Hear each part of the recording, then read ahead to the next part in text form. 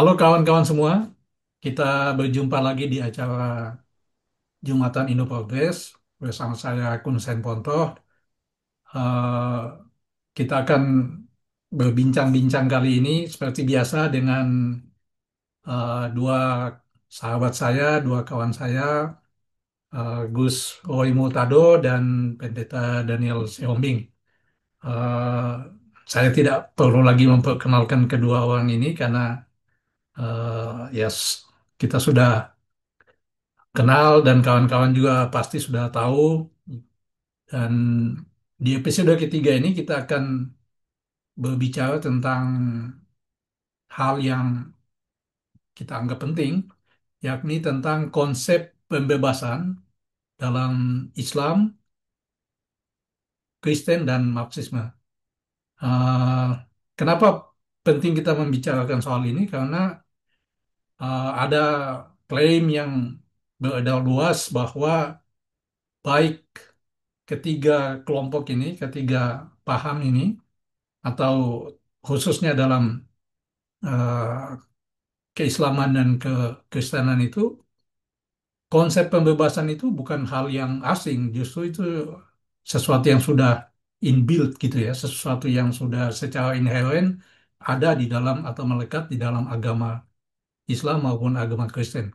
Nah, tentu saja karena kita akan bicara tentang konsep pembebasan, maka mungkin pertama-tama kita akan eh, cari tahu dulu apa sih sebenarnya konsep pembebasan menurut Islam dan menurut Kristen dan kemudian menurut Marxisme, di mana letak persamaan dan perbedaannya, kemudian apa tujuan yang hendak dicapai, apa agensi atau aktor pembebasnya, dan kemudian dimensi sosial seperti apa yang terlibat atau mencakupi atau tercakup di dalam ketiga aliran ini. Eh, Mungkin kita mulai dengan atau saya ingin memberi kesempatan kepada Pendeta Daniel untuk memulai dengan memberikan kita semacam eh, definisi tentang sebenarnya konsep pembebasan dalam kekristenan itu seperti apa sih?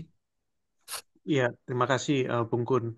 Jadi sebetulnya kalau dalam kekristenan, kalau mungkin tradisi Muslim itu eh, di yang setahu saya kuat dengan fikih begitu ya. Kalau di tradisi Kristen ini mungkin karena secara historis perkembangannya banyak pengaruh Helenisme, itu sangat berkembang sistem doktrin begitu. Nah, doktrin Kristen itu ajaran itu dibagi-bagi segmennya ada soal Kristus, soal Allah, soal Trinitas, soal dosa, keselamatan, masa depan dan lain sebagainya, akhir zaman. Nah, mungkin kita bisa letakkan konsep pembebasan ini di kategori atau segmen tentang keselamatan. Nah, kalau secara tradisional di tradisi Kristen itu keselamatan itu paling tidak ada tiga arus utama ya. Yang pertama arus pemahaman tentang keselamatan itu adalah keselamatan kosmik. Artinya manusia itu dibebaskan dari jeratan iblis, jeratan kekuasaan gelap begitu. Karena dunia ini dipahami eh, sebagai tempat di mana terjadi pertarungan kosmik antara kekuatan yang baik dan yang jahat, tentu saja diwakili Allah dan malaikat, lalu dengan kuasa jahat si iblis begitu. Nah, keselamatan itu adalah manusia direbut, ditebus dari eh, jeratan atau kerangkeng iblis begitu. Nah, itu yang pertama. Yang kedua adalah eh, teori penebusan yang bisa dikatakan populer di tradisi Protestan atau secara umum lebih umum lagi adalah tradisi Kristen Barat. Barat itu maksudnya Eropa Barat dan warisan-warisannya ya. Nah, ini populer sekali di Indonesia ini, yaitu bahwa Allah itu murka melihat dosa manusia, lalu murkanya itu harus dipuaskan. Nah, gimana cara memuaskan murka Allah ini? Yaitu harus ada yang mati. Nah, yang mati ini harus Yesus, karena dia adalah anak Allah begitu. Nah, karena Yesus itu bukan manusia biasa, dia anak Allah, maka eh, kematiannya di kayu salib itu bisa memuaskan Allah. Tapi ini juga sudah banyak dikritik. Kok mengerikan sekali gambaran Allahnya begitu kan? Kok apa murka dan harus dipuaskan seperti itu. Jadi ada banyak kritik terhadap konsep seperti ini. Meskipun di Indonesia masih sangat populer. Dan yang ketiga adalah keselamatan di mana Yesus itu datang sebagai eh, moral exemplar ya. Jadi maksudnya memberikan teladan moral. Dia menjadi petunjuk jalan bagaimana semestinya manusia itu hidup. Dan ketika manusia mengikuti jalan yang ditunjukkan oleh Yesus, maka dia akan menemukan jalan hidup yang sejati. Begitu kira-kira. Itu tiga pandangan tradisional. Tapi kalau kita bicara tentang kebebasan, nah ini di tahun 1960 seperti kita diskusikan kemarin-kemarin itu di Amerika Latin itu menyeruak satu tradisi kekristenan yang memberontak dari warisan teologi Barat yang dianggap kolonial lah, kemudian merepresi dan lain sebagainya. Nah, tokoh-tokoh seperti Gustavo Gutierrez dan kawan-kawan itu merumuskan bahwa kita harus memahami keselamatan itu sebagai pembebasan. Ya, jadi bukan melalui tiga pemahaman tradisional tadi, tapi keselamatan pembebasan di dunia sini sekarang. Nah, ternyata setelah dibaca kembali Alkitab, ternyata mereka menemukan sebetulnya bisa kita menemukan benih-benih itu. Cuma selama ini itu ditutup-tutupi karena kekristenan selama ribuan tahun itu sudah kena Kristendom ya, daerah apa bagian barat Eropa Barat yang sangat berkawin dengan negara, dengan kerajaan, kemudian juga dengan kolonialisme, sehingga itu tertutupi selama ini. Ternyata mereka mencoba membuka itu, dan ternyata ada begitu ya. Misalnya, saya supaya ada ayat-ayatnya ya. Misalnya, yang sering diangkat itu Yohanes 10 ayat 10, di mana Yesus waktu itu mengatakan, pencuri datang untuk mencuri atau membunuh, tetapi aku datang untuk memberikan hidup, dan hidup yang berkelimpahan. Nah, inilah yang membuat mereka, oh, jadi ternyata Yesus itu datang untuk membawa hidup yang berkelimpahan. Dan ternyata ketika mereka membandingkan itu dengan kenyataan hidup di Amerika Latin, ternyata itu belum tercapai begitu, ya. Ternyata udah kita ini dihalang-halangi dari hidup yang berkelimpahan karena apa? Karena kapitalisme, karena kita di sebagai negara dunia ketiga ini dihisap, dieksploitasi. Kemudian apa yang kedua, kita bisa lihat juga teks yang sering diangkat itu waktu Yesus pertama kali muncul dan kemudian mewartakan Injil, itu sebetulnya kalau berpedoman pada Injil Lukas, itu di Lukas 4 ayat 18 sampai 19 itu sebetulnya pesan Yesus itu pesan pembebasan. Karena di situ pesan dia mengatakan, Roh Tuhan ada padaku oleh sebab ia mengurapi aku untuk menyampaikan kabar baik kepada orang-orang miskin. Dan ia telah mengutus aku untuk memberitakan pembebasan kepada orang-orang tawanan dan penglihatan bagi orang-orang buta, untuk membebaskan orang-orang yang tertindas, untuk memberitakan tahun rahmat Tuhan telah datang. Lah, jadi Yesus waktu pertama kali muncul sendiri pun pesannya adalah pesan pembebasan. Dan mungkin juga yang satu lagi terakhir ini sebelum masuk ke Gus Roy ya. Yang terakhir, ternyata kalau kita merujuk kepada Maria, Ibu Yesus, yang laki-laki sering kali dilupakan juga karena kita terfokus pada figur laki-laki begitu. Ternyata Maria Ibu Yesus pun kalau melihat kisah Injil di Injil Lukas, waktu dia diceritakan mengandung Yesus, dia melantunkan sebuah nyanyian pujian begitu yang dikenal dengan nama Magnificat. Di situ itu ada satu bagiannya yang Lukas 1 ayat 52 itu yang menulis di situ Maria memuji Allah karena apa? Maria mengatakan di situ, ia menurunkan orang-orang yang berkuasa dari tahtanya dan meninggikan orang-orang rendah. Ia memberikan makanan kepada orang-orang miskin dan membiarkan orang yang kaya pergi dengan tangan hampa. Nah, ini dikutip Pramudia sebetulnya di akhir tetralogi burunya. Jadi, mungkin eh, ayat-ayat seperti itu tentu saja masih ada banyak yang lain, tapi di sini kita bisa mendapat gambaran bahwa ada upaya untuk mengangkat eh, nilai-nilai atau warna, corak pembebasan di dalam Alkitab dan ternyata ketika kita mencarinya ternyata ada begitu. Bisa kita memahami keselamatan itu sebagai pembebasan di bumi sekarang di sini. Terima kasih. Itu mungkin kalau dari saya. Ya, saya bilang diteruskan oleh Gus Roy. Dahsyat sekali nih ya mendengarkan Hmm. Pendeta Daniel tadi itu. Saya juga jadi belajar ya bagaimana kekristenan memahami konsep pembebasan. Nah, kalau di Islam mungkin secara umum dimensinya pasti dua hal ya. Satu, dimensi dunia dan dimensi akhirat. Di dunia wal akhirah gitu. Namun kalau dalam sejarah Islam perdana dan hampir semua teolog ya, ahli sejarah di Islam mengatakan bahwa kalaupun ada pembebasan di Islam itu pertama-tama nggak bisa dipisahkan dengan ketauhidan. Konsep Tuhan sebagai yang tunggal ya. Nah, itu melekat di dalam seluruh tafsir pembebasan dalam Islam. Misalnya begini, dulu di tradisi Islam Indonesia, Cak Nur misalnya memulai satu penjelasan tentang la ilaha illallah Muhammadur Rasulullah itu, la ilaha illallah itu tiada ilah selain ilah itu sendiri. Karena sebenarnya Allah itu dari dua kata al dan ilah. Al itu the kalau dalam bahasa Inggris. Artikel the, kalau ilah itu God. Jadi sebenarnya konsep Allah itu sendiri adalah tentang Tuhan yang kita tahu ia ada, yang memungkinkan segala kehidupan ini, tapi kita nggak bisa mendefinisikannya kecuali dari kabar yang diberikan oleh agama gitu. Nah itu bagus sekali sebenarnya sayangnya dari tradisi Islam Indonesia sendiri oleh Cak Nur ya nggak dielaborasi lebih jauh menurut saya sejauh yang saya pahami dan saya baca. Tapi pembacaan bahwa tidak ada Tuhan selain Tuhan itu sendiri itu satu adalah satu perintah untuk mengimani bahwa tidak ada satu kekuatan yang lain selain Tuhan. Bahkan tidak ada sandaran hidup yang lebih kuat selain Tuhan itu sendiri gitu.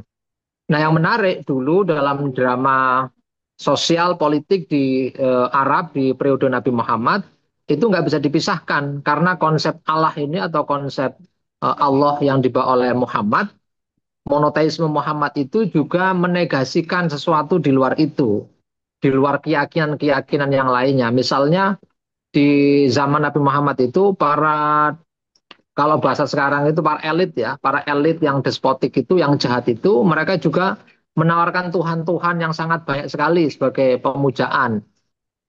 Nah, pembebasan pertama itu melepaskan umat Islam dari belenggu tadi itu, pemujaan yang keliru yang diciptakan oleh para elit oleh orang-orang Quraisy waktu itu untuk kembali kepada tradisi para orang yang punya tradisi monoteistik Abrahamik ya, atau di tradisi Islam disebut dengan orang-orang Hanif atau Hunafa gitu, orang di jalan lurus gitu. Makanya dalam Islam sendiri tidak dibantah bahwa sebenarnya tradisi Islam itu dianggap ya, diyakini melanjutkan tradisi monoteisme sebelumnya, kekristenan dan keyahudian. Jadi pada tahap pertama itu membebaskan orang dari belenggu Tuhan-Tuhan yang selain Tuhan itu sendiri gitu. Makanya la ilaha illallah itu diterjemahkan tidak ada Tuhan selain Tuhan itu sendiri. Bukan tidak ada Tuhan selain Allah. Kalau begitu ada politeisme di kepala kita, terus kita negasikan. Oh, yang Tuhan-Tuhan yang lain itu keliru, yang benar cuma Allah. Bukan begitu.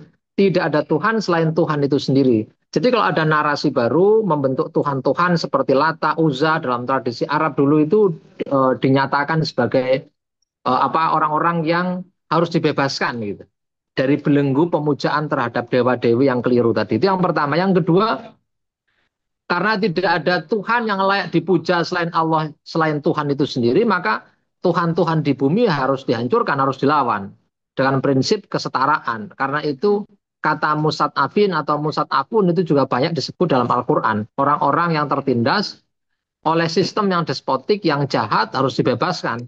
Karena nggak boleh kita muja sesuatu yang bukan Tuhan itu sendiri. Gitu. Tuhan-Tuhan yang kita ciptakan dalam konteks zaman Nabi Muhammad waktu itu ya berhala-berhala itu. Gitu. Nah yang kedua, jadi tahu kita menurut saya bahwa dua dimensi tadi itu nggak bisa dipisahkan. Satu dimensi ukhrawi dan ardi. Satu, melepaskan manusia dari belenggu Tuhan-Tuhan yang salah, yang biasanya dipakai alat oleh para kaum despotik, orang jahat, untuk memanipulasi orang-orang tertindas. Ini bagian yang saya pikir penting ya dan melekat dalam tradisi Islam. Nah, yang kedua, seperti Om Kun tadi nanya, apa terus kemudian persamaannya dan perbedaannya dengan tradisi Marxisme gitu. Ini agak menarik ya. Sebenarnya Islam dan Marxisme itu sama-sama percaya dengan utopia. Bahkan agama, terutama Islam, lebih utopis menurut saya timbang Marxisme karena meyakini dan mewartakan bahwa meyakini dan mewartakan loh, mengajak loh. Karena tugas para nabi dan rasul, terutama rasul ya, itu nggak hanya menerima kebenaran dari Tuhan, tapi harus menyampaikan dengan penuh risiko. Gitu. Itu mewartakan bahwa Islam itu menyelamatkan di dunia wal akhirah gitu. Keselamatan Islam itu di dunia dan akhirat gitu. Kalau dalam Marxisme melepaskan, membebaskan orang dari belenggu ketidakadilan di bawah sistem kapitalisme yang itu dimensinya adalah duniawiyah gitu. Nah, kalau dalam tradisi Islam itu ya di dunia dan akhirat, dunia hari ini dan seberang sana. Jadi ada keselamatan yang tidak hanya di dunia hari ini tapi di dunia seberang sana. Nah, yang jarang sekali ditafsirkan atau dibahas itu keselamatan di seberang sana itu diuji dalam lapangan kehidupan kita sehari-hari. Seberapa mampu orang beriman itu menegakkan keadilan, cinta kasih, kesetaraan. Nah, itu yang sebenarnya inherent ya melekat dalam tradisi agama, tradisi Islam. Jadi kalau kita gagal meletakkan agama dalam drama kehidupan sehari-hari, menegakkan keadilan, cinta kasih, kita juga sangat kecil kemungkinan atau bahkan nggak dapat keselamatan di akhirat. Karena sebenarnya ujian terbesarnya itu di dunia ini gitu. Salah satu contohnya misalnya, kenapa kita nggak boleh, kalau dalam konteks sekarang saya memahami bahwa sekarang itu Lata Uza itu ya fetitisme komoditi gitu. Fetitisme komoditi yang diciptakan terus kemudian kita puja, punya nilai fetis lah ya, terus kita menganggap sebagai sesuatu yang determinan, yang bisa bisa nggak bisa kita harus melekat dengan apa yang diciptakan dalam rantai produksi kapitalisme tadi itu. Sementara itu Islam menolak itu gitu. Nggak ada sandaran selain itu, nggak ada yang fetis selain kepada Tuhan itu sendiri gitu. Jadi drama kehidupan sosial sehari-hari yang material ini ujian menentukan apa kita selamat di akhirat itu nanti. Jadi menurut saya begitu Mas Gun, ada dua dimensi yang hendak ya, yang ditawarkan oleh Islam. Satu dimensi orang jangan sampai terbelenggu dengan dewa-dewi yang dibawa oleh para kaum despotik di zaman Nabi Muhammad waktu itu. Ya kalau kita kontekstualisasi ya, menurut saya jangan-jangan sistem kapitalisme itu semakin menjauhkan kita dari Allah itu sendiri gitu. Kita memuja-muja selain sesuatu yang diajarkan dalam agama gitu. Orang beda beda agama kadang ribut ya sekarang. Padahal jangan-jangan yang dipuja sama itu. Bung Daniel pendeta juga memuja memuja duit itu ya. Eh, orang-orang Islam, ustadz-ustadz jangan-jangan memuja ini juga itu. Fetishisme komoditi tadi itu. Kira-kira begitu tanggapan saya pertama. Ya, menarik sekali ya dua konsep yang sebenarnya mirip ya eh, dalam kekristenan maupun dalam Islam gitu. Kalau dalam Marxisme sendiri memang pertama harus disebutkan bahwa Marxisme ini sebuah ajaran yang sekuler. Ini sangat beda sekali dengan Islam dan Kristen gitu ya. Eh, dia tidak bertolak dari hal-hal yang kudus gitu, tapi dia bertolak dari hal-hal yang material gitu. Karena itu dia sekuler gitu. Yang kedua adalah Marxisme ini adalah sebuah ajaran yang ditujukan untuk khusus membahas soal kapitalisme gitu.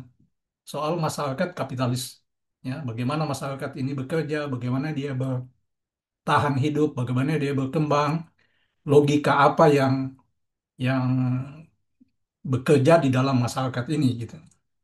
Nah, menurut Marxisme, kalau karena dia bertolak dari ajaran-ajaran yang sekuler, maka ada dua jenis kebebasan yang dia lihat. Pertama yang dikenal dengan kebebasan negatif, ya, atau freedom from.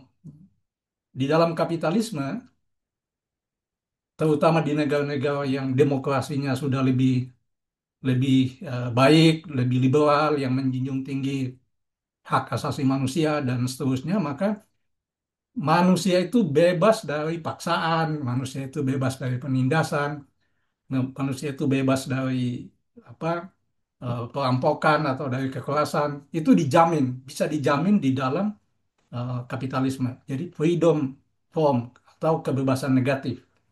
Yang kedua adalah ini yang disebut oleh Marx sebagai freedom for gitu, ya, atau kebebasan positif. Kebebasan untuk merealisasikan kemanusiaan atau individu, potensi-potensi individu maupun masyarakat yang ada di dalam sistem kapitalisme. Nah, di sini yang menarik dari Marx bahwa kapitalisme tidak menjamin atau bahkan menjadi penghambat utama terjadinya, terwujudnya freedom for ini, kebebasan positif ini. Misalnya kebebasan untuk memperoleh pendidikan yang baik, kebebasan untuk memperoleh pengobatan yang baik, kebebasan untuk berekspresi secara kultural. Nah, kenapa? Karena di dalam kapitalisme itu manusia teralienasi, manusia terasingkan. Kenapa manusia terasingkan? Karena di dalam kapitalisme masyarakat terbagi dalam kelas-kelas yang utama adalah kelas kapitalis dan kelas pekerja. Kelas kapitalis memiliki alat-alat produksi dan kelas pekerja tidak memiliki alat-alat produksi. Tetapi kelas pekerja di dalam kapitalisme ini juga seperti prinsip yang tadi, dia memiliki kebebasan, ya, kebebasan formal istilahnya. Artinya dia tidak memiliki alat-alat produksi, tapi juga dia bebas menjual tenaga kerjanya kepada pemilik alat-alat produksi. Ini berbeda dengan sistem feodal atau sistem yang non kapitalis di mana kelas pekerja itu punya alat produksi, ya, dan tapi dia tidak bebas, ya, dia tidak bebas berpindah dari satu majikan ke majikan yang lain. Tetapi dalam kapitalisme kelas pekerja ini tidak memiliki alat-alat produksi dan untuk hidup dia harus bisa menjual tenaga kerjanya kepada kelas kapitalis. Tetapi dia bebas berpindah dari satu kelas kapitalis ke kelas kapitalis yang lain. Kelas kapitalis tidak bisa memaksa orang untuk bekerja. Misalnya dia memaksa saya atau Gus Roy atau Pendeta Daniel untuk, kamu harus bekerja di tempatku ya, di pabrikku ya, atau di tokoku. Nggak bisa dia berkata begitu. Atau kalau saya mau pindah kerja dari satu tempat ke tempat lain, dia nggak punya hak untuk menahan gitu. Nggak boleh, kalau kamu pindah, kamu akan dihukum. Itu tidak ada di dalam sistem kapitalisme seperti itu. Setiap orang bebas untuk berpindah dari satu tempat ke tempat yang lain, dan setiap orang bebas untuk menjual tenaga kerjanya kepada pembeli tertinggi, kepada si kapitalis yang mampu memberi dia harga terbaik untuk tenaga kerja yang dijual oleh si kelas pekerja ini. Nah, tetapi karena dia tidak punya alat-alat produksi, maka dia tidak bisa untuk tidak bekerja. Kalau dia tidak bekerja, dia mati. Dia menjadi pengangguran, dia menjadi orang yang apa pengemis dan sebagainya yang kemudian hidupnya menjadi terlantar dan pada saat yang sama kemanusiaannya menjadi direndahkan, dihina orang, dicaci maki, seterusnya dan seterusnya. Jadi walaupun dia bebas berpindah dari satu tempat, satu kapitalis ke kapitalis yang lain, dia sebenarnya tidak bisa bebas dari sistem kapitalisme ini karena kalau dia nggak bekerja, dia tidak menjual tenaga kerjanya, maka dia dia kalau dia nggak mati ya dia eh, secara individu dia akan terdegradasi. Nah, karena dia menjual tenaga kerjanya kepada si kelas kapitalis, maka di situ dia mengalami keterasingan gitu. Keterasingan ini kalau kata Marx ada empat. Satu, dia terasing dari produk yang diproduksinya, ya. Saya memproduksi, ketika saya bekerja di pabrik, saya memproduksi sepatu, tapi sepatu itu bukan milik saya gitu. Sepatu itu milik si pemilik pabrik, si majikan, dan untuk bisa memperoleh sepatu ini, maka saya harus membelinya di pasar gitu. Jadi sepatu yang saya produksi itu berada di luar diri saya dan kemudian malah si sepatu ini menjadi tuan memaksa saya untuk harus memilikinya dengan cara membelinya di pasar gitu. Itu yang pertama. Yang kedua adalah keterasingan dari aktivitas kerja. Karena aktivitas bekerja ini bukan lagi keinginan saya, tapi terpaksa saya lakukan karena untuk bisa hidup, maka pekerjaan ini menjadi membosankan gitu, ya.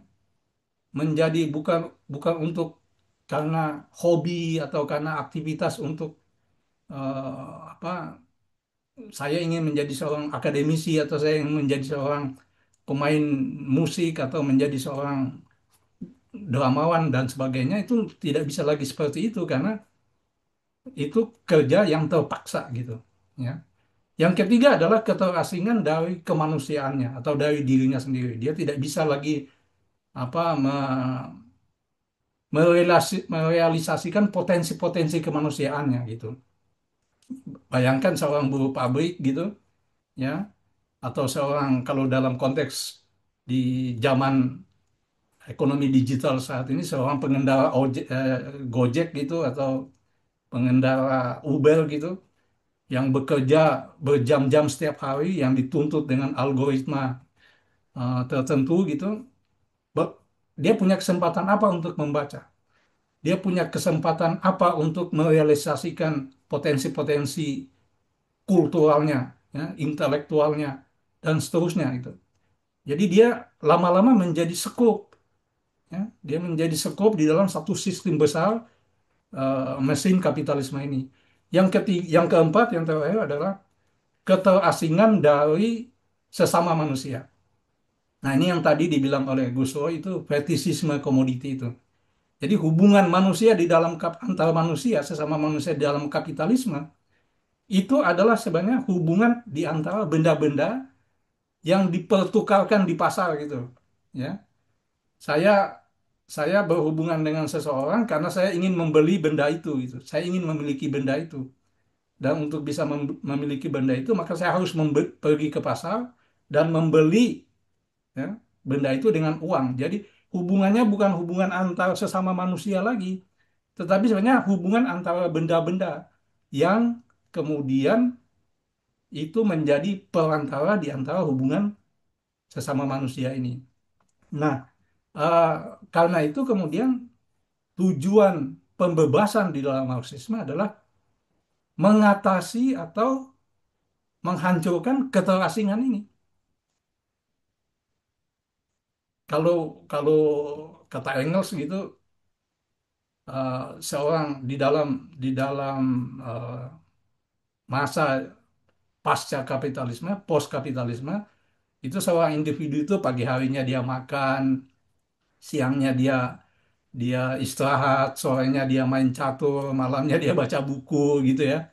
Itu itu adalah konsep eh, manusia yang bebas, ya, di dalam kapitalisme, di dalam masyarakat post kapitalisme, dan itu bisa dicapai, ya, dengan misalnya perkembangan teknologi, perkembangan ilmu pengetahuan. Sekarang orang kalau dengan ditemukannya apa mesin kecerdasan artifisial ini, kita nggak perlu susah-susah gitu kan.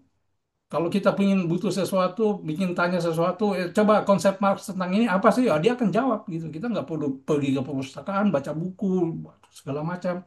Kalau kalau Anda ke Cina misalnya, di setiap hotel di Cina itu ada robot yang melayani Anda, datang di situ, ya, dia apa yang Anda pesan, dia antar ke atas dan setelah itu kita tinggal ambil dan kita turun. Dia akan pergi dengan sendirinya gitu. Jadi itu akan memberi kita waktu luang yang lebih banyak, ya, waktu luang yang lebih banyak untuk merealisasikan freedom for itu, ya. Jadi eh, di dalam kapitalisme ada kebebasan negatif yang dijamin dalam derajat tertentu ketika sistem sosial politiknya itu menjadi lebih demokratis, menjadi lebih menghargai hak asasi manusia, tapi dia menghalangi, dia membatasi atau menghambat realisasi dari kebebasan itu sendiri. Freedom for, kebebasan positif itu justru dihalangi. Nah, karena itu tujuan utama dari Marxisme sebenarnya adalah menghapus kelas-kelas ini. Ya. Jadi, karena selama masih ada di dalam masyarakat berkelas, maka tidak mungkin kebebasan manusia itu akan terrealisasi sepenuhnya. Ya. Keterasingan itu hanya bisa dihapus di dalam atau hanya bisa dicapai di dalam masyarakat tanpa kelas, classless society itu. Dan itulah apa yang saya kira Marxisme tawarkan tentang kebebasan ini, ya, konsep kebebasan dalam Marxisme. Nah, itu mungkin yang bisa eh, apa memperkaya obrolan kita tentang konsep kebebasan di antara Marxisme, Kristen dan Islam ini. Nah, sekarang kemudian pertanyaannya, kalau gitu apa persamaannya antara ketiga konsep kebebasan ini atau ketiga konsep tentang pembebasan di dalam kekristenan, Islam dan Marxisme. Tadi Gus Roy sudah menyinggung sedikit, mungkin bisa dielaborasi lebih jauh lagi. Silahkan, Bung Daniel atau Gus Roy, silahkan. Siapa dulu ini? Ya, kalau dari saya tadi eh, lagi-lagi kembali ke diskusi kita yang pertama itu ya, apa namanya, Alkitab atau teks Kekristenan atau Yesus itu kan dari abad pertama ya, masih jauh sekali 19 abad sebelum kapitalisme lahir. Jadi tentu saja eh, jauh sekali ada kesenjangan dunia yang ditinggali dari abad pertama sampai abad ke-19 itu. Dan eh, saya pikir sulit ya dari abad pertama untuk membayangkan bahwa akan terjadi revolusi industri, apalagi revolusi digital, kemudian AI yang memungkinkan kehidupan yang sangat makmur dan suportif begitu ya, itu sulit sekali. Tetapi mungkin persinggungannya bisa kita hubungkan dengan tadi yang saya sebut dari Yohanes 10 ayat 10 itu ya. eh, aku datang membawa hidup dan hidup yang berkelimpahan itu, dan itu kan sebetulnya sangat dimungkinkan sejak kapitalisme dan apalagi sekarang.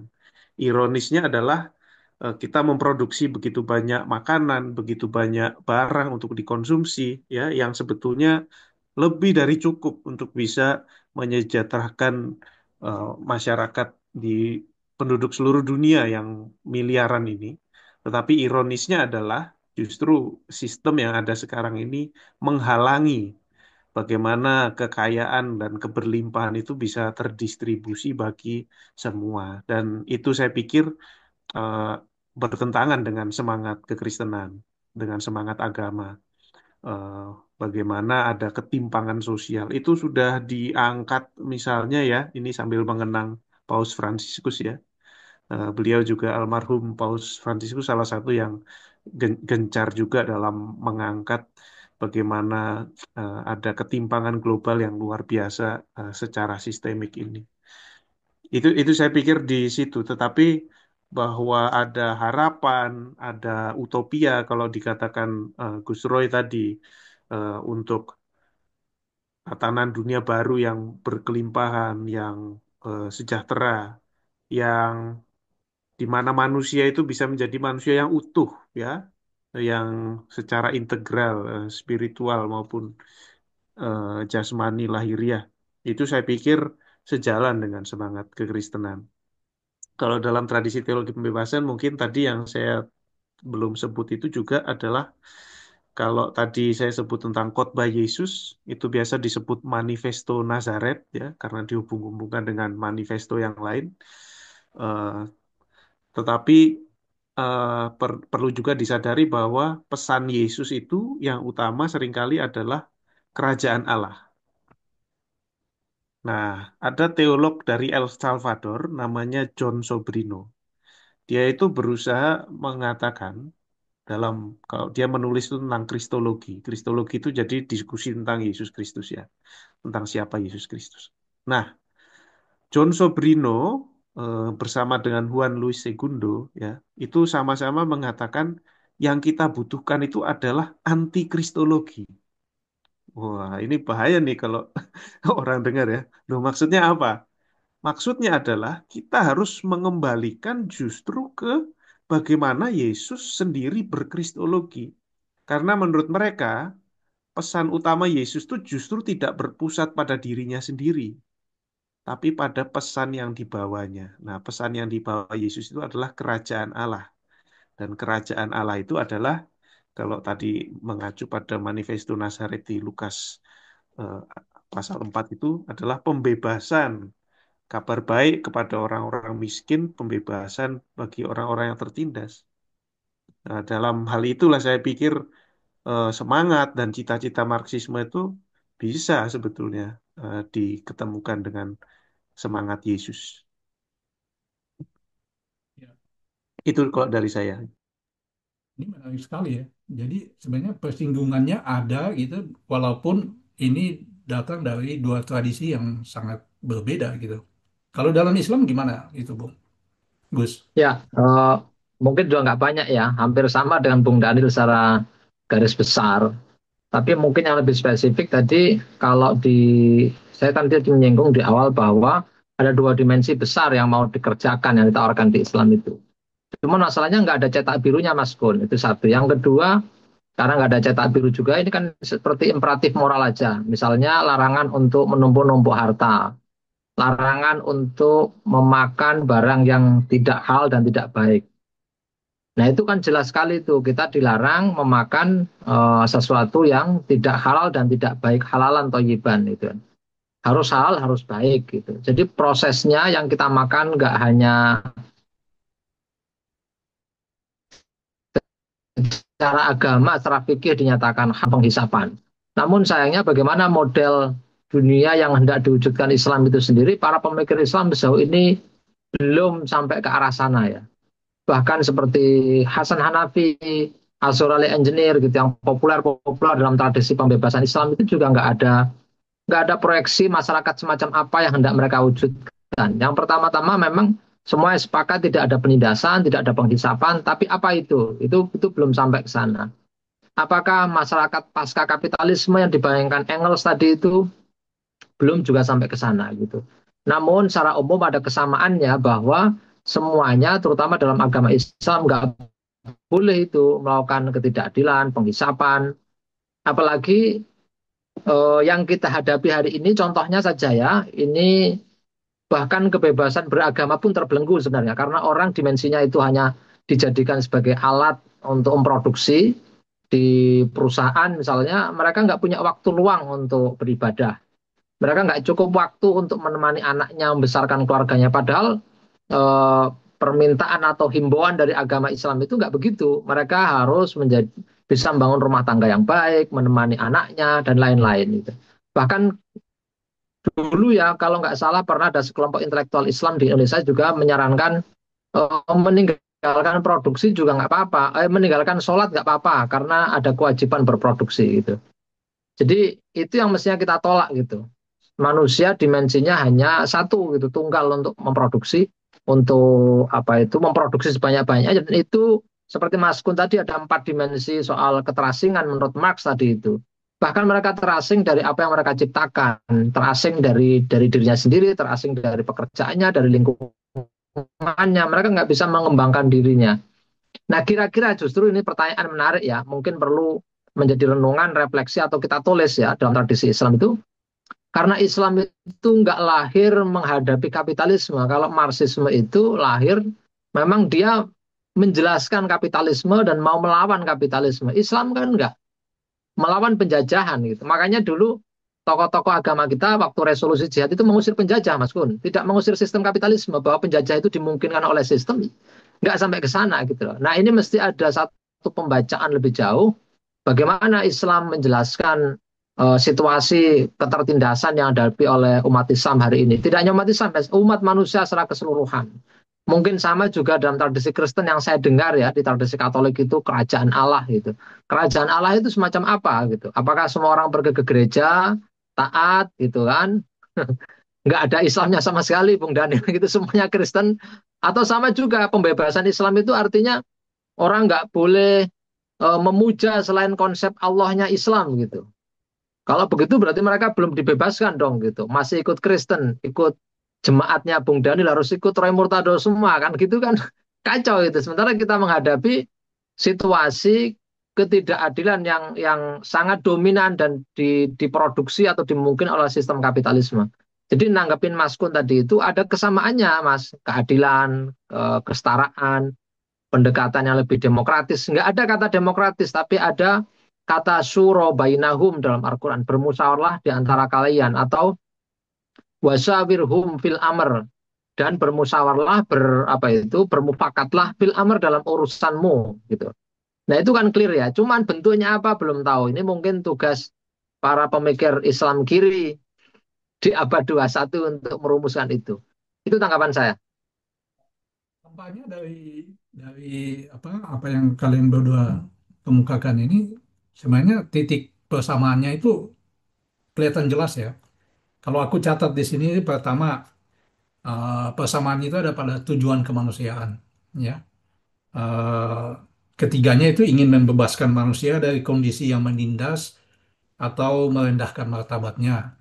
Islam misalnya membebaskan manusia dari penghambaan kepada sesama manusia menuju penghambaan kepada Tuhan, tauhid gitu ya.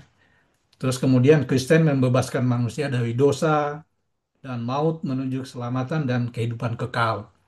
Marxisme membebaskan manusia dari penindasan kelas dan eksploitasi ekonomi menuju masyarakat tanpa kelas. Kemudian ketiganya itu sebenarnya mengandung kritik terhadap ketidakadilan sosial. Ya, misalnya dalam Islam dan Kristen, pesan pembelaan terhadap kaum miskin dan tertindas itu sangat kuat sebenarnya, ya kan dari apa yang kalian berdua kemukakan tadi. Kemudian dalam Marxisme, ketimpangan ekonomi dan dominasi kelas borjuis menjadi pusat dari kritik dari Marxisme. Kemudian ada persamaan dalam soal transformasi dunia dan manusia. Pembebasan bukan hanya bersifat individual, ya, tapi juga menyangkut tatanan dunia atau struktur sosial. Itu sebenarnya ketiganya eh, punya persamaan di situ gitu loh. Ya. Detil-detilnya ya, itu kan setan itu kan ada di dalam detilnya sebenarnya, ya kan. Nah itu Nah, tugas tugas kita itu yang berat itu. karena di dalam detilnya itu bisa terjadi gontok-gontokan gitu loh, ya Ya. kan. Mm-mm. Nah sekarang kalau kalau persamaannya ada, perbedaannya apa gitu, ya kan? Gus Roy gimana? Perbedaannya di mana Ya ketika perbedaannya konsep jelas tadi. pembebasan ini? Ya kalau perbedaannya kan jelas tadi itu. Pertama-tama ini ya, kalau dalam teologi Islam pasti tadi itu membebaskan manusia dari penghambaan selain kepada Tuhan gitu. Itu yang pertama. Selalu dimensinya yang transendental gitu. Bahkan para dai, sebagian besar para dai Islam itu menganggap itu yang fundamental dan yang paling penting. Makanya para para demagog Islam itu, para pendakwah Islam itu, ya keributannya bukan membebaskan orang dari belenggu sistem yang berlangsung, enggak, tapi membebaskan orang kaum muslim dari penghambaan yang keliru dari kekristenan misalnya itu. Makanya mereka ditapak ya, mereka ribut sendiri soal itu, dan di media sosial yang paling laku juga debat-debat soal itu gitu loh. Siapa yang benar gitu kan? Siapa yang paling membebaskan dari belenggu-belenggu penghambaan yang salah tadi itu? Nah, itu yang harus kita kita tantang ya, bahwa apakah semacam itu masih relevan atau itu dianggap yang paling fundamental gitu loh, Mas. Nah, itu yang harus kita jawab dulu gitu. Nah, yang kedua, karena menurut saya beragama nggak historis ya, atau latarikhiyah gitu, ahistoris gitu. Nggak melihat situasi material yang historis, yang menyejarah yang dihadapi umat hari ini. Nah, itu yang harus kita lakukan, tafsir prospektifnya bagaimana menghadapi situasi eh, yang serba nggak mungkin untuk menjadi muslim secara kafah itu. Untuk hulu fisilmi kafah gitu. Bagaimana menjadi muslim yang kafah itu? Membawa keselamatan. Karena kata dasar Islam itu adalah keselamatan. Menyelamatkan. Menyelamatkan bahkan orang Islam itu disebut Islam kalau pernyataannya, omongannya, dan tangannya itu menyelamatkan orang yang lainnya. Atau tidak membuat kekacauan, tidak merusak yang lainnya. Padahal yang kita lihat hari ini moda produksi itu nggak memungkinkan untuk kita nggak menyakiti. Kalau kita mau kaya harus gencet yang lain, toh Mas Gun. Nah itu artinya apa? Menjadi Muslim yang kafah itu di dalam sistem kapitalisme jangan-jangan serba nggak mungkin gitu. Tadi saya menyinggung ini ya, pernyataan soal pentingnya memakan yang hal dan baik ya. Wala ta'kulu fil ardi halalan thayyiban. Wala ta'kulu, dan janganlah kalian mengkonsumsi fil ardi, di bumi, semua yang ada di bumi itu eh, halalan thayyiban gitu. Kalian harus makan yang halal dan baik. Dan eh, yang terjadi hari ini kan enggak. Kalau kita cek misalnya halal dari mana gitu. Semua peranata yang kita pakai ini dari penjarahan terhadap alam gitu. Semuanya gitu. Semua diorientasikan untuk produksi dalam skala besar. Dan kalau dalam tradisi ekososialisme sudah nggak cukup lagi bumi ini di apa itu dijarah dan dieksploitasi sedemikian rupa. Berarti apa? Menurut saya harus ditafsir secara progresif, prospektif. Kayaknya ketimbang ribut di aspek teologi tadi itu, ada tanggung jawab yang juga sangat fundamental. Semua orang, terutama orang Islam, nggak akan bisa mencapai keislamannya dengan baik kalau dia hidup dalam sistem kapitalisme. Makanya saya juga nggak setuju misalnya ada yang menegosiasikan orang nggak boleh sholat, meninggalkan sholat Jumat gitu ya, atau meninggalkan sholat zuhur boleh dijamak ya, dijamak itu dijadikan satu gitu, karena ada halangan. Kalau dulu kan ada perjalanan jauh, karena ada mara bahaya, jauh, melelahkan, ya sudah nanti sholatnya zuhur sama asar jadiin satu. Ini nggak dikerja-kerja di pabrik juga ada upaya-upaya bahwa kalian boleh kok meninggalkan sholat. Nggak mungkin mereka sholat itu, nggak mungkin kita beribadah gitu. Karena sistem kapitalisme. Jadi justru pertanyaannya, kalau buat kami sendiri ini tantangan Mas Gun gitu. Gimana? Karena detailnya tadi itu nggak mesti sama ya, nggak mesti sama gitu. Kalau dalam Marxisme kan yang penting masyarakat tanpa kelas gitu. Nanti kalau Islam ribut lagi itu, nggak hanya sekedar tanpa kelas, harus semuanya Islam misalnya kan bahaya itu. Atau harus semuanya nggak cukup Islam, harus NO gitu. Ya nggak NO. Nah itu harus ditafsir lebih jauh. Apakah itu bertentangan nggak dengan apa tradisi Nabi Muhammad? Kira-kira kalau yang saya lakukan ini, kita mendorong adanya konvergensi antar kelas pekerja dari lintas agama untuk memenangkan agenda bersama. Apakah ini bertentangan nggak sih dengan aspek yang paling fundamental dalam agama? Kalau nggak berarti ada jalan, ada ini ya Mas Un ya, ada jalan yang ngasih ruang ke kita untuk membangun pemikiran atau gagasan yang lebih maju. Kira-kira begitu. Apakah perbedaannya ada di mana sebenarnya? Oh, kalau saya, eh, kalau dari kekristenan, saya pikir eh, sama seperti tadi kita sudah diskusikan ya, eh, karena kekristenan maksudnya lahirnya dari abad pertama tentu saja tidak mungkin punya gambaran yang sekonkret Marxisme yang dari abad ke-19 tentang sistem yang dihadapi hari ini.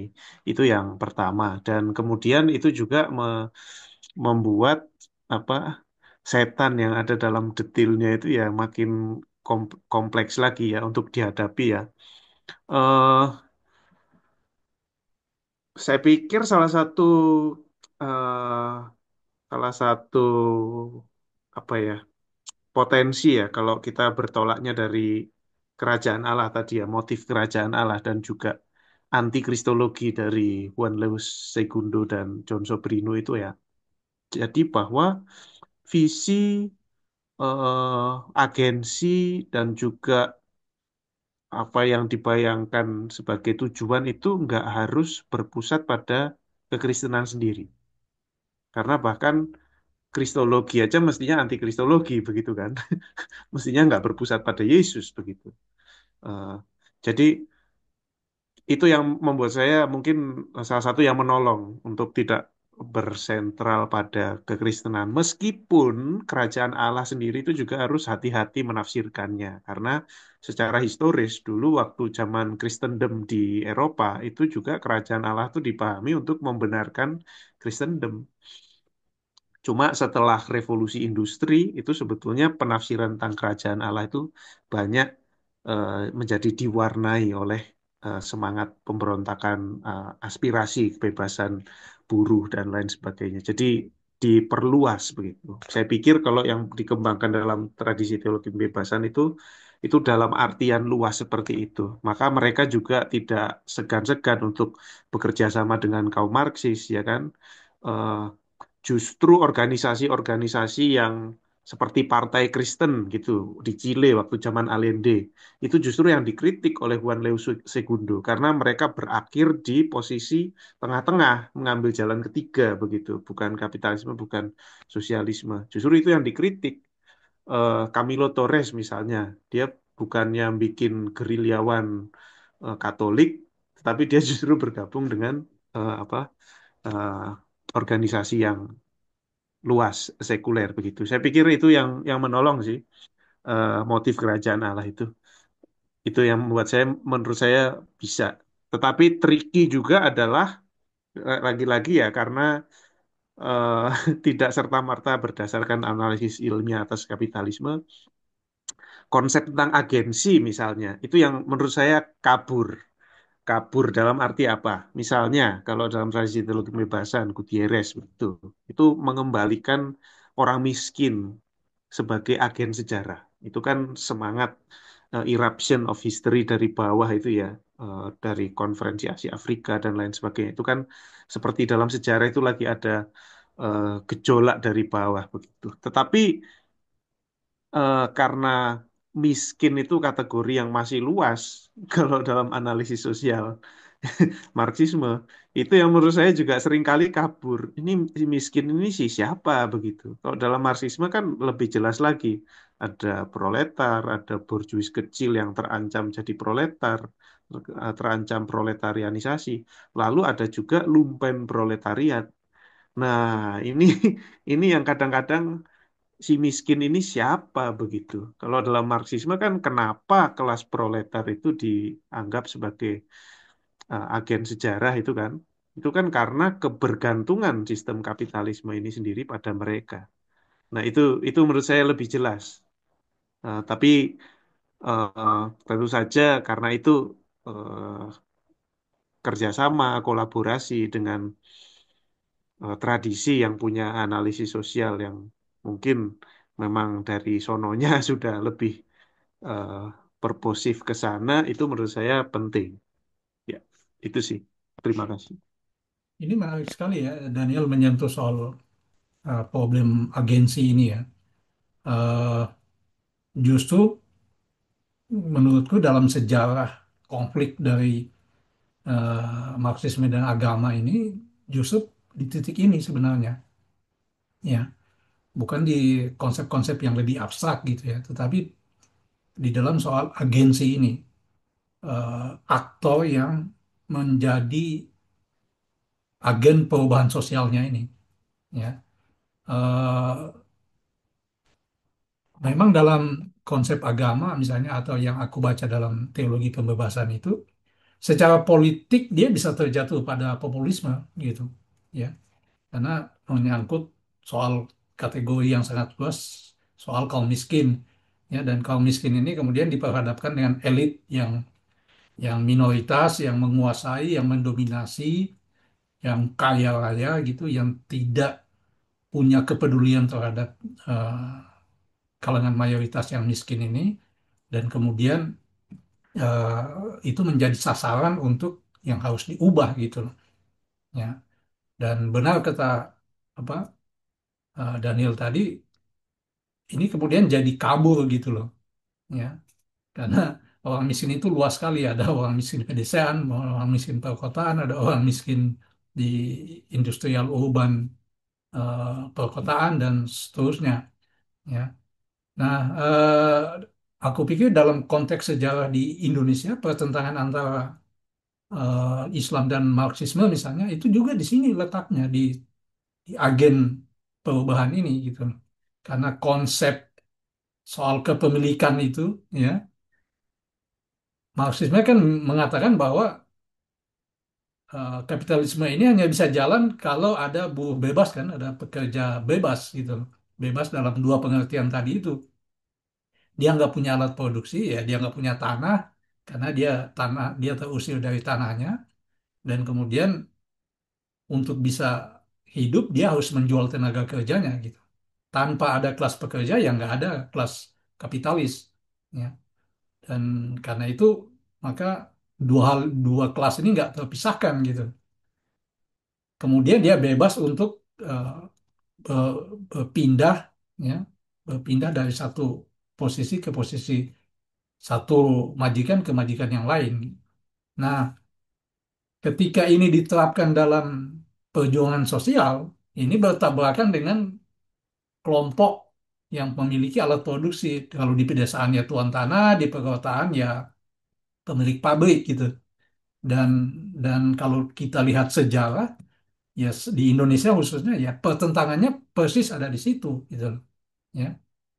Itu kan apa, masa PKI yang di Jawa dan di Sumatera itu ya orang-orang beragama semua gitu loh, bukan orang tidak beragama. Dan ya mereka terafiliasi langsung tidak langsung dengan organisasi, katakanlah dengan NU, dengan Muhammadiyah gitu ya, atau dengan kelompok Kristen mana gitu ya. Mereka terasosiasi. Ini kan Gertz yang bilang bahwa mereka ini adalah apa, kalangan abangan kan, yang NU itu jadi santri gitu, atau yang Muhammadiyah itu santri. Sa- Kemudian dipertentangkan santri dan abangan gitu loh. Ya, abangan ini mau melawan santri. Itu kan konsep yang seperti yang dibilang, mirip seperti konsep kemiskinan tadi itu gitu loh. Itu konsep yang abstrak, terlalu luas gitu loh. Nah, mungkin Gus Soy ada tambahan soal ini. Ya, setuju sama Mas Kun ya. Karena itu ya kita tahu dulu ini ya terjatuh dalam politik aliran itu. Sebenarnya masalahnya adalah pertentangan kelas jadinya menjadi aliran gitu. Nah, saya mengira bahwa konsep musad afin itu ya dalam Islam itu juga enggak belum ditafsir dengan lebih lebih rigorus, lebih ketat gitu. Musad afin itu siapa gitu. Kalau secara bahasa artinya orang-orang yang dilemahkan, bukan orang yang lemah secara fisik, tapi secara sosial ekonomi mereka dilemahkan. Tapi siapa mereka itu gitu? Dalam konteks kehidupan hari ini ya menurut saya kelas pekerja gitu. Dan masih ada banyak sekali diferensiasi kelas pekerja. Di sektor agraria ada sekian diferensiasi kelas pekerja. Di perkotaan bagaimana? Nah itu menurut saya mau nggak mau kita menafsir harus lebih maju dan merujuk pada teman-teman akademik semacam itu gitu. Kalau tidak juga nanti ya bisa digeser ya. Problemnya itu misalnya begini, kalau ada orang kelas pekerja mengkritik pemilik modal itu bukan karena praktek keberagamaannya atau tendensi keagamaannya, tapi soal penghisapannya kan begitu. Nah itu dalam konteks Indonesia sampai sekarang nggak hanya peristiwa 65, sampai sekarang juga bisa digeser ke sana gitu. Jadi orang yang nggak setuju dengan satu praktek yang menindas, terus kemudian dia mengkritik, dia dianggap nggak setuju dengan ini, dengan pemilik modalnya yang kebetulan beragama tertentu misalnya gitu. Nah itu saya setuju bahwa memang mesti dibuat lebih tegas ya, nggak hanya di tradisi, tadi tradisi Katolik lebih Katolik ya tadi ya Bung Daniel ya, Segundo kan Katolik ya, itu jauh lebih maju menurut saya. Kalau di Islam ini nggak ada itu. Misalnya rakyat gitu ya, rakyat itu siapa gitu, gitu. Ya belum juga gitu, belum ada satu pandangan teoritik yang lebih maju dari itu. Makanya sebenarnya kalau ditanya ya hampir sama gitu. Kalau konsep umat itu bagaimana? Umat. Kenapa Mas? Kalau konsep umat itu Ya bagaimana? sama juga kan, ro'iyah dengan ummah gitu juga hampir sama. Ummah itu jauh lebih umum ya. Kalau ro'iyah itu kan akar dari kata rakyat gitu. Kalau di teksnya umat itu nggak mesti umat Islam sebenarnya. Satu komunitas sosial politik yang saling menjaga satu sama lain itu disebut dengan ummah. Maka dalam perjanjian Madinah di periode Nabi Muhammad di Madinah yang menjadi landasan negara hukum waktu itu disebut innahum ummatun wahidah. Innahum sesungguhnya mereka umatun umat wahidatun yang satu. Jadi sebenarnya mereka yang sepakat dengan perjanjian yang disepakati bersama-sama oleh Muhammad dan orang-orang komunitas di Madinah waktu itu di Yasrib ya. Itu disebut innahum ummatun wahidah. Sesungguhnya mereka umat yang satu. Padahal di situ ada Kristen, ada Zoroaster, ada Yahudi, ada Muslim gitu. Nah itu konteks umat gitu mas. Tapi kan nggak menyebut kelas ya mas ya. Nggak nyebut umat itu kan juga macam-macam. Ada kelas borjus, ada kelas proletar gitu. Nah itu yang mesti lagi-lagi ya, emang mesti dipertegas itu. Kira-kira keberpihakannya itu atau pembebasannya itu untuk siapa dan untuk apa gitu. Siapa agensinya gitu. Kalau misalnya melawan, karena jelas ya nggak boleh kita itu memakan sesuatu yang riba misalnya. Ya ayyuhalladzina amanu la ta'kulur riba ad'afam mudha'afah wattaqullaha la'allakum tuflihun. Ayatnya jelas yuk, kita nggak boleh memakan dari sesuatu yang asalnya itu dari riba dengan melipat gandakan kekayaan kita dengan cara yang tidak benar gitu, menghisap gitu. Itu kan jelas itu Mas Gun. Itu kan nggak boleh dalam agama, tapi boleh nggak kita rebut alat produksinya terus kita perangi mereka, gitu secara revolusioner ya? Atau kita demokratisasi alat produksi tadi itu. Nah ini yang harus harus di ini ya dielaborasi lebih jauh. Tapi saya pikir ada peluang sangat besar sekali, terutama dalam tradisi kaidah fikih. Tadi Bung Daniel sudah menyinggung soal Islam sangat dekat sekali dengan fikih ya. Sebenarnya fikih itu juga dipengaruhi oleh tradisi Helenistik, Bung Daniel. Terutama kaidahnya ya, kerangka berpikir hukumnya itu diinspirasi dan dipengaruhi sangat besar oleh tradisi filsafat Yunani gitu. Jadi hampir sama. Nah, ini yang menarik menurut saya. Kita mesti membangun satu eh, term ya yang sesuai dengan kondisi faktual yang kita hadapi hari ini. Misalnya mustadafin itu siapa gitu. Umat itu bagaimana atau siapa? Apakah umat itu bisa menjadi agensi atau hanya rasul saja gitu. Kalau dalam tradisi Islam itu kan kita membutuhkan para ulama yang menjadi pewaris para nabi. Al ulama warasatul anbiya. Orang-orang berilmu itu mewarisi tugas-tugas profetik para nabi gitu. Nah, apakah kita membutuhkan mereka atau umat saja secara keseluruhan? Misalnya umat itu orang yang bersepakat untuk hidup baik bersama, agamanya apapun. Misalnya ya kita kita definisikan begitu. Ternyata ada ulama yang mengganggu komunitas baik bersama tadi itu karena dia pro kepada ketidakadilan. Apakah bisa boleh diperangi gitu? Karena kategorinya secara moral di Islam disebut ulama usuk atau ulama udunya, ulama dunia yang mengejar keuntungan pribadi gitu. Atau ulama su, ulama yang jelek, yang jahat gitu. Apakah itu mungkin kan gitu? Kalau mungkin kan berarti ada celah buat kita sebenarnya Marxisme dan Islam itu secara ini ya bayangan atau imajinasi sosial itu masih memungkinkan. Kira-kira begitu kalau menurut saya. Ini menarik Saya mau sekali. tambahin lagi boleh? Boleh dong. Silakan. Iya, saya pikir salah satu resiko lain soal masalah agensi ini ya, menarik masalah agensi ini ya. Lagi-lagi soal karena kekaburan yang tertindas ini siapa? Yang saya lihat kalau dalam tradisi Kristen sendiri, yang sering kali digunakan oleh Amerika justru untuk me- untuk menjadi alat buat menyerang lawannya, lawan geopolitiknya. Misalnya oke, kekristenan anti penindasan begitu, tapi siapa yang ditindas? Orang Kristen di Cina misalnya, ya, atau orang Kristen di negara-negara eh, Muslim Timur Tengah begitu, misalnya. Yang itu lalu perlu dibebaskan begitu, misalnya ya. Atau Israel justru dianggap tertindas di Timur Tengah begitu. Nah, ini karena tidak berbasis analisis sosial, ini memunculkan kekaburan yang membuat celah eh, untuk menjadi alat imperialis justru untuk menjustifikasi langkah-langkah geopolitiknya. Atau misalnya juga eh, apa alih-alih melihat kelas pekerja di pusat imperialisme begitu, justru malah melihat justru malah cepat gitu untuk menghakimi eh, apa namanya situasi yang masih belum ideal di negara-negara selatan begitu misalnya. Jadi di kalau kita melihat sejarah misalnya di Soviet dulu, oh iya ternyata kelas pekerja juga ditindas begitu di Soviet begitu kan. Eh, tapi nggak mau melihat kondisi kelas pekerja di negara dunia pertama sendiri atau bahkan eh, hubungan itu semua dalam kesinambungan, dalam kesatuan eh, totalitas moda produksi eh, dalam sejarah pada waktu itu. Begitu. Itu sih kekaburan yang membuat saya melihat, menurut saya secara historis malah dipakai sebagai alat imperialis. Ya, ini menarik sekali ya, apa obrolan kita kali ini.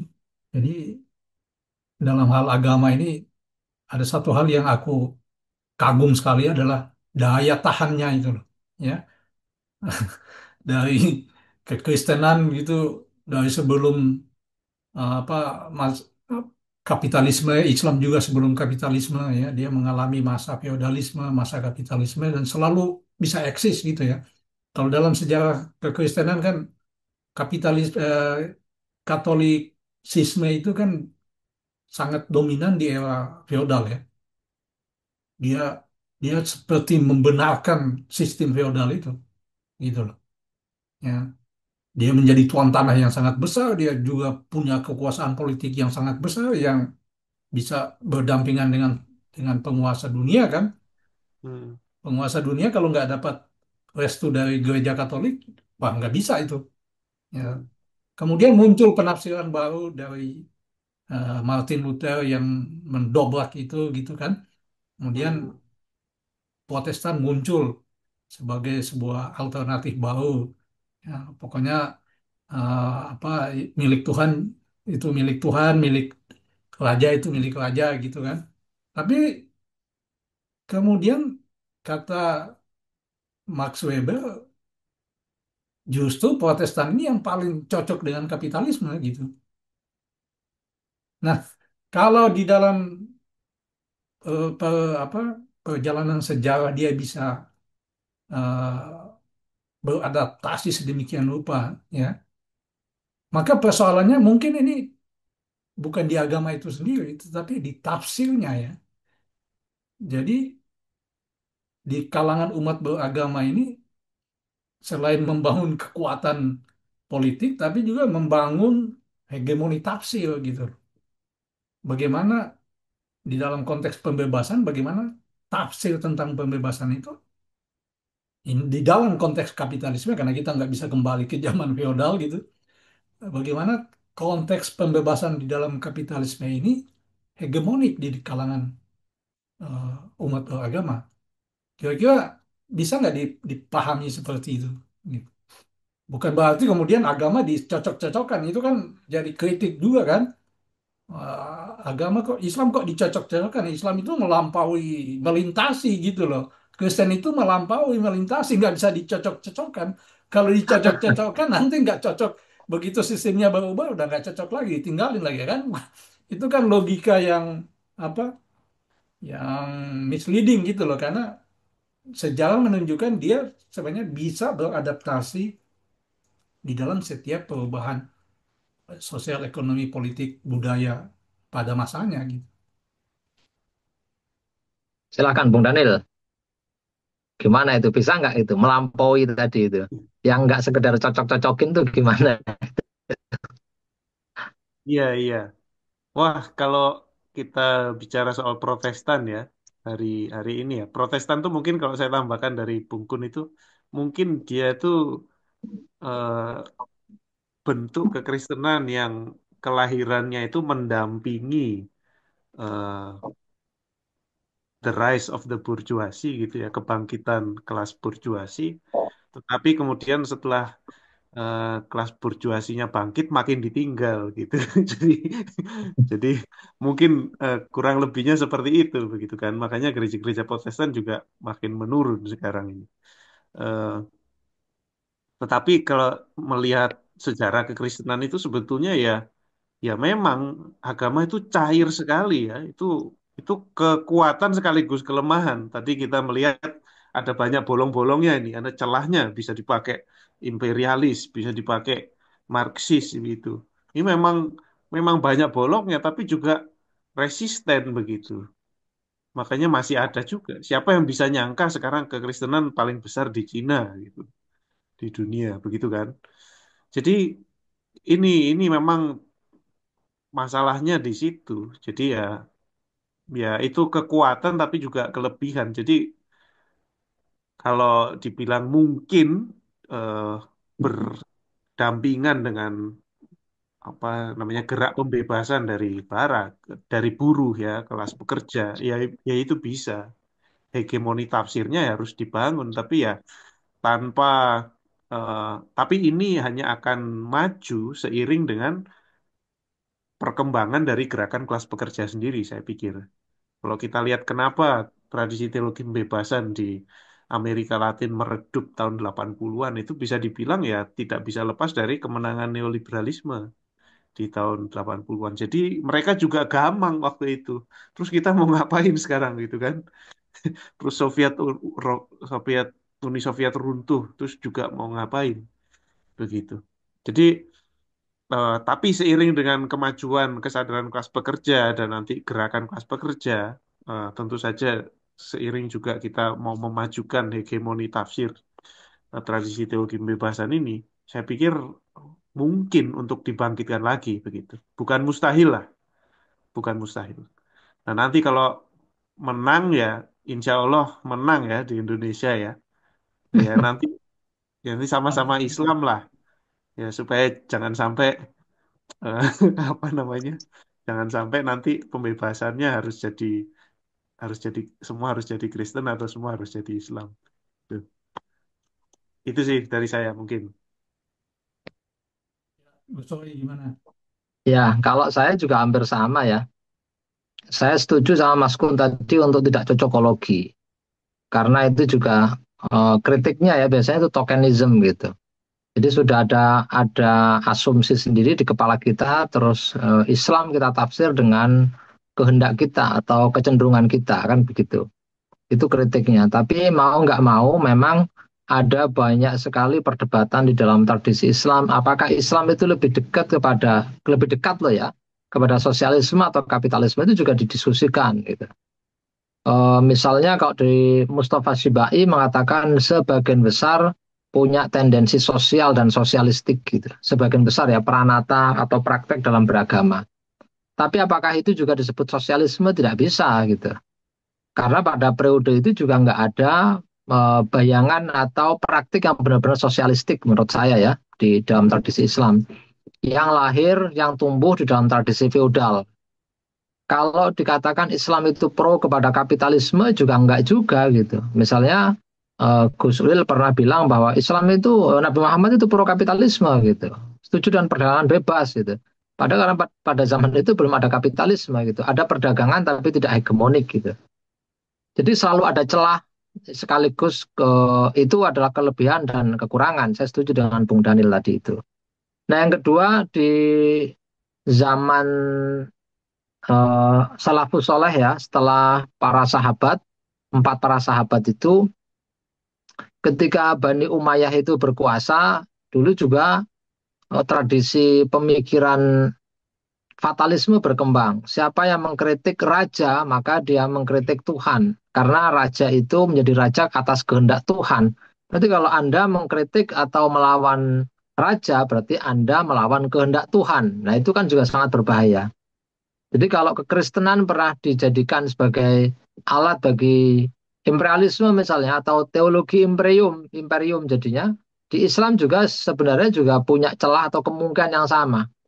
Nah, ada satu kemungkinan yang sangat besar tadi itu yang dimulai oleh tradisi Mustafa Syibai, terus Hasan Hanafi misalnya dia ditanya sebenarnya apa sih hak milik dalam Islam, apakah ada gitu. Nah, itu dia dijawab dengan baik gitu. Ada hak milik, tapi semuanya sebenarnya miliknya Tuhan. Nah, gitu-gitu loh. Nah, berarti kan pada level tata kelolanya, pada level fikihnya, gimana kita mengelola itu? Nah, yang paling dasar menurut saya tujuan beragama itu untuk apa gitu. Kalau di Islam itu makosid al syariah itu tujuan syariah dan tujuan beragama itu untuk kemaslahan, kebaikan semuanya. Apakah dengan adanya sistem kapitalisme itu memungkinkan kebaikan semuanya atau justru sebaliknya?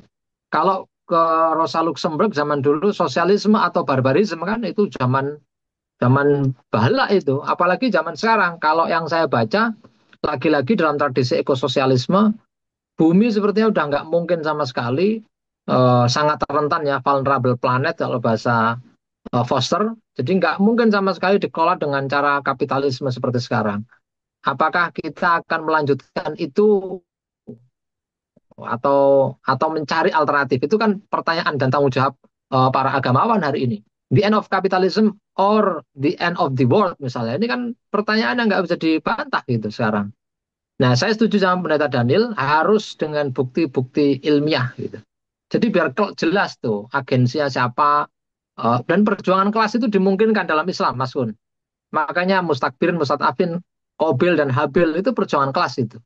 Bahkan orang yang mengaku beragama Islam sekalipun kalau dia memakan harta riba, dia melakukan penindasan, dia dianggap melakukan kekufuran dari kebenaran Islam. Jadi menurut saya masih ada peluang. Ini obrolan kita menarik sekali dan tapi harus kita akhiri karena waktunya ya sudah uh, tiba.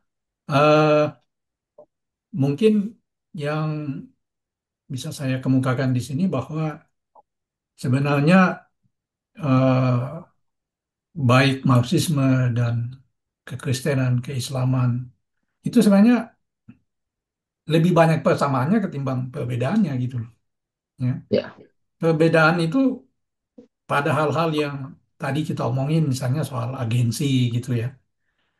Itu itu memang di situ perbedaannya dan itu krusial sensitif sekali gitu.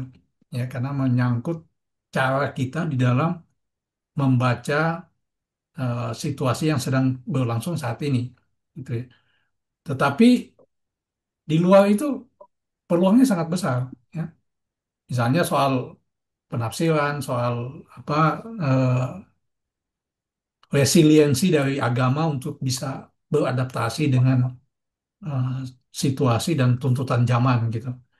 Nah, mudah-mudahan kita bisa apa atau perbincangan ini bisa memberikan inspirasi kepada kawan-kawan Indo Progress atau kawan-kawan yang menonton acara ini bahwa eh, kita masih punya tugas yang lebih jauh lagi untuk bagaimana menjelaskan secara lebih komprehensif tentang konsep pembebasan di antara Marxisme, Islam, dan Kristen ini supaya kita bisa menghindari hal-hal atau perbenturan-perbenturan yang sebenarnya bisa dihindari gitu. Eh, Pendeta Daniel ada penutup? Ya, terima kasih Bung Kun. Saya pikir sudah banyak yang kita perbincangkan hari ini. Cuma saya jadi teringat buku ini ya. Ini dari Eleazar Fernandez, ini teolog pembebasan Filipina. Hmm. Nah, kalau tadi kita bicara soal supaya nggak cocokologi, begitu kan? Nah, karena kan tuduhannya, oh ini udah Marxis duluan, terus baru coba dikristenkan, begitu ya. Atau sudah Marxis duluan, terus mau coba Islamnya dimarxiskan, begitu ya. Nah, kalau teolog barat itu biasanya terus menghindar itu dengan oh kekristenan itu enggak tadi dikatakan melampaui semuanya. Jadi bukan kapitalisme, bukan sosialisme, enggak bisa. Justru di atas itu semua, apalagi kalau terus pakai Tuhan begitu kan. Transendensi Tuhan. Tuhan tuh di atas semuanya, melampaui semuanya. Nah, itu kalau teolog pembebasan mengkritik, nah itu justru biasnya teolog dunia pertama, mereka bilang, ya. Jadi mereka punya privilege untuk tidak kemana-mana begitu, untuk tidak memilih yang manapun. Itu privilege menurut mereka. Kita di dunia ketiga nggak bisa seperti itu. Nah, kalau yang dari Filipina ini, Eleazar Fernandez, dia eksponen, salah satu eksponen utamanya ya, tapi bukan penemu atau pencetus ya, karena itu sudah hidup dan eh, menjadi mendarah daging lah di Filipina ya, di akar rumput juga. Nah, kalau dia mengatakan di situ, itu menarik menurut saya. Kalau yang dikatakan oleh Hazel Fernandez, dia mengatakan enggak, kita bukannya mau mencocok-cocokkan kekristenan atau Injil dengan Marxisme atau seperti apa, tapi kita mau merebut kembali. Nah, jadi, jadi judulnya ini kan Theology of Struggle, teologi perjuangan ya. Jadi upaya merebut kembali kekristenan dari cengkeraman imperialisme lah atau bias dari negara dunia pertama atau Eropa yang mewariskan kepada kita orang-orang Barat itu juga adalah bagian dari perjuangan kelas.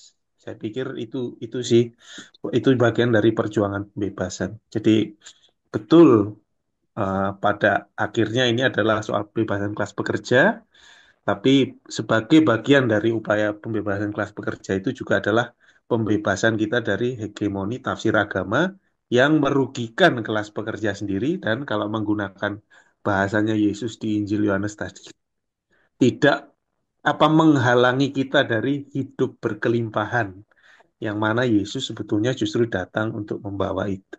Itu sih kalau dari saya. Terima kasih. Ya, Soe.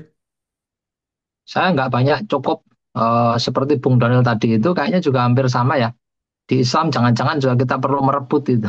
Jadi mengembalikan kembali ruhul jihadnya Islam, ruh perjuangan Islam itu untuk apa dan untuk siapa. Jangan-jangan selama ini justru dikaburkan karena memang teks-teks tentang apa itu penyelamatan hidup, terus keberpihakan kepada yang dilemahkan itu sangat banyak sekali. Jadi ya lebih dekat dengan Marxisme, dengan sosialisme ketimbang dengan kapitalisme. Terima kasih. Ya, eh, demikianlah kawan-kawan perbincangan kita di Jumatan Indo Progress episode ketiga mengenai konsepsi pembebasan dalam Islam, Kristen, dan Marxisme. Mudah-mudahan perbincangan ini bisa berguna, bisa bermanfaat, dan bisa memotivasi atau memprovokasi lah bahasa politiknya apa yang dibilang oleh Pendeta Daniel dan Bu Soy tadi untuk merebut kembali tafsir, hegemoni tafsir dari eh, kalangan agamawan pro-imperialis, pro-kapitalis, dan merugikan kepentingan kelas pekerja dan rakyat miskin ya, pada umumnya. Sekali lagi terima kasih. Sampai jumpa lagi di episode Jumatan Indo Progress selanjutnya. Bye, salam.